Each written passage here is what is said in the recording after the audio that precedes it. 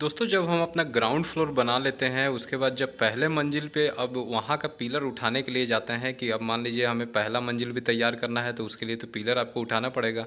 तो फिर ground floor के छत पे जब जाते हैं तो वहाँ देखते हैं कि जो पिलर का स्टील हम छोड़े थे वो तो बहुत छोटा छूट गया है। कोई 1 फीट का छूट गया है, कोई 6 इंच का ही है, कोई ज़्यादा से ज़्यादा 1.5 फीट का है। यानी लैपिंग के लिए जो हमें स्टील, लैपिंग कहने का मतलब अब उसमें क्या है, जो पिलर का आप जो नीचे से स्टील ले जाते हैं तो कुछ हिस्सा आप बाहर निकालते हैं छत पे। फिर उसमें आप ऊपर के पिलर के लिए उसमें सरिया को जोड़ते हैं, तब पिलर खड़ा करते हैं, उसके बाद उसकी ढलाई करते हैं। तो उस टाइम हमें पता चलता है कि यहाँ तो बहुत छोटा सरिया छोड़ दिया गया है। अब यहाँ से हमें क्या है कि ऊपर का पिलर के लिए अब सरिया को जोड़ना है, तो उसी को लैपिंग बोला जाता है। तो उसको जोड़ा कैसे जाए, तो वहाँ पे हमारे दिमाग में आता है कि यहाँ पे हम वेल्डिंग करा देते हैं। वेल्डिंग कराने से हमारा क्या है कि सरिया जुड़ भी जाएगा और काफ़ी मजबूत भी होगा। लेकिन दोस्तों मैं आपको बता दूं कि वेल्डिंग सबसे गलत तरीका है। आपको भूल कभी वेल्डिंग नहीं करानी है अपने सरिया को जोड़ने के लिए, चाहे वो पिलर का हो चाहे बीम का हो। वेल्डिंग से हमें बहुत नुकसान होता है। हमारा पूरा बिल्डिंग जो है कमज़ोर हो जाता है। और कॉलम, आप जानते हैं कि हमारा बिल्डिंग का सारा लोड हमारा कॉलम लेता है, तो फिर कॉलम वहीं से, कॉलम का सरिया वहीं से टूटने का चांस रहता है। वहीं से बिल्डिंग जो है आपका कमज़ोर हो जाएगा ज़्यादा। अगर मान लीजिए भूकंप वगैरह आता है या कोई फोर्स लगता है तो वहीं से गिरने का डर रहेगा, टूटने का डर रहेगा। तो फिर हमें वेल्डिंग अपने बिल्डिंग में क्यों नहीं करानी चाहिए? अगर हम वेल्डिंग कराएंगे भी तो कैसे करा सकते हैं, और करानी भी चाहिए कि नहीं करानी चाहिए, ये चीज़ सब कुछ डिटेल में समझेंगे। साथ में अगर वेल्डिंग नहीं करा रहे हैं तो फिर ऊपर का हम स्टील कैसे जोड़ेंगे, या तो फिर हम मकान नहीं बनाएंगे।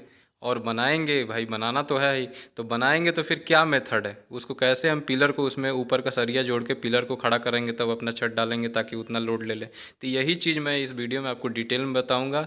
उससे पहले आपसे एक छोटी सी रिक्वेस्ट है कि वीडियो अच्छा लगे तो लाइक कीजिएगा, शेयर कीजिएगा। चैनल पहली बार वीडियो देख रहे हैं तो सब्सक्राइब करके नोटिफिकेशन बेल को दबा दीजिएगा। और दोस्तों इस वीडियो से रिलेटेड आपका कोई सवाल है तो कमेंट जरूर कीजिएगा।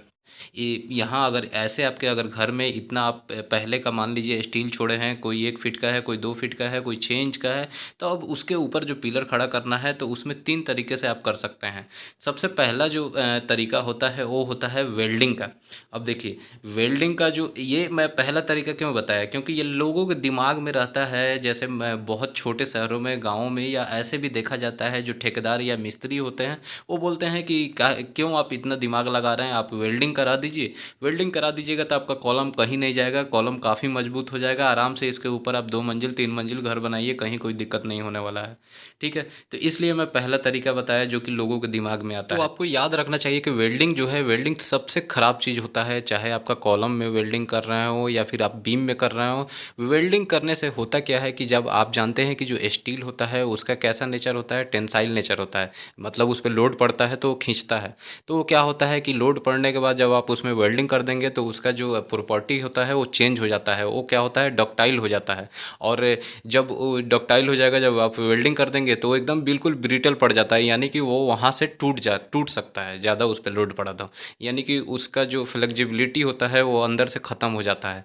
तो इसलिए जब उस पर लोड पड़ेगा तो वहाँ से बिल्कुल आपका कॉलम हो या बीम हो, अगर आप वेल्डिंग करते हैं तो वहाँ से टूटने का चांस ज़्यादा रहता है। इसलिए मैं बोलता हूँ कि वेल्डिंग आपको नहीं करना है। अगर आपके पास कोई ऑप्शन नहीं है, वेल्डिंग करना है, तो फिर जो गैस वेल्डिंग होती है, जो आपको आता है गैस वेल्डिंग, वो आप वेल्डिंग यूज कर सकते हैं। लेकिन सबसे पहले मैं आपको बता दूं कि जो वेल्डिंग है, वेल्डिंग आपको बिल्कुल अपने लिस्ट से हटा देना चाहिए। कोई ऑप्शन नहीं है तब जाके आपको वेल्डिंग करना चाहिए। और दोस्तों एक और चीज़ बता दूं कि वेल्डिंग से जो आप, अगर आप पिलर को यहाँ पे जोड़ रहे हैं और वो भी आप देख रहे हैं सिंपल वेल्डिंग है, ये कोई गैस वेल्डिंग नहीं है, इलेक्ट्रिक वेल्डिंग है, तो ज़्यादा से ज़्यादा आप 2 ही मंजिल का मकान बना सकते हैं। जैसे ग्राउंड बन चुका है, 1 मंजिल और बना सकते हैं। इसके ऊपर आप चाहे कि 3 मंजिल या 2 मंजिल 3 मंजिल यानी सेकंड फ्लोर थर्ड फ्लोर तक बना लें तो वो वहाँ पे फेलियर हो सकता है। इसलिए आप कोशिश करें कि ग्राउंड और फर्श तक ही जाएं। अगर गैस वेल्डिंग है तो वहाँ पे आप उसको अच्छे से कर देंगे तो ज़्यादा से ज़्यादा आप 1 मंजिल या 2 मंजिल और बना सकते हैं।